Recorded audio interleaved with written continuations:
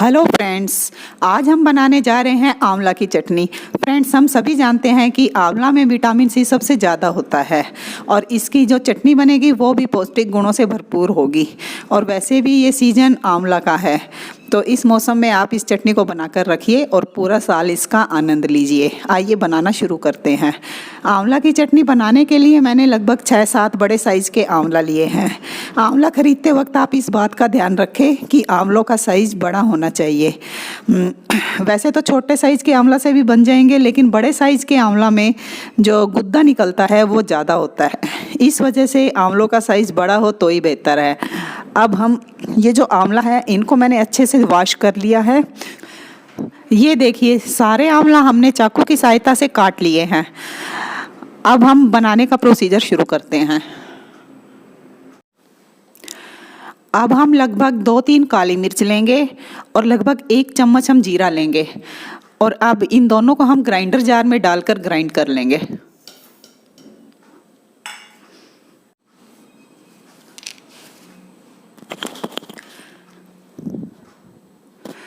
जीरा और काली मिर्च को हमने ग्राइंड कर लिया है। अब मैं इसी जार में 1 इंच अदरक का टुकड़ा, उसे मैंने धोकर बारीक काट लिया था, और लगभग 2 हरी मिर्च और 5-6 कलियां लहसुन की, ये सब डाल दूंगी।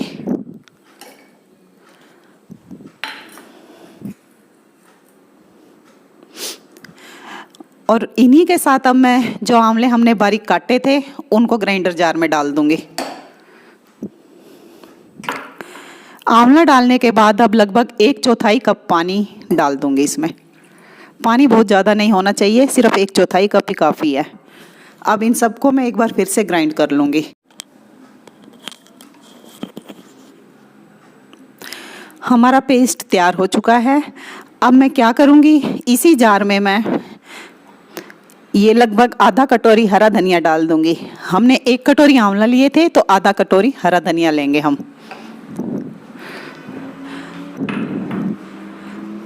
हरा धनिया डालने के बाद अब मैं 1 चम्मच चीनी, 1 चम्मच नमक और लगभग 1 पिंच हींग, वो सब इसमें ऐड कर दूंगी। आप चाहें तो इसमें 1 नींबू का रस भी डाल सकते हैं। अब मैं इसे फिर से ग्राइंड कर लूँगी। हमारी आंवला की चटनी बनकर तैयार है। आप इस चटनी को फ्रीज में रखकर हफ्ता 10 दिन तक आराम से खा सकते हैं, ये ख़राब नहीं होगी।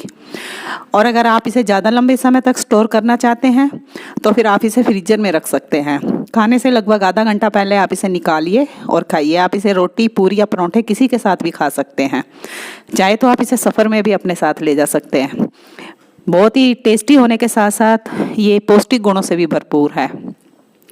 तो आप भी इस आंवला की चटनी को बनाइए और खाइए। लेकिन एक बात याद रखें, अगर आप डायबिटीज़ पेशेंट हैं तो आप चीनी को अवॉइड भी कर सकते हैं।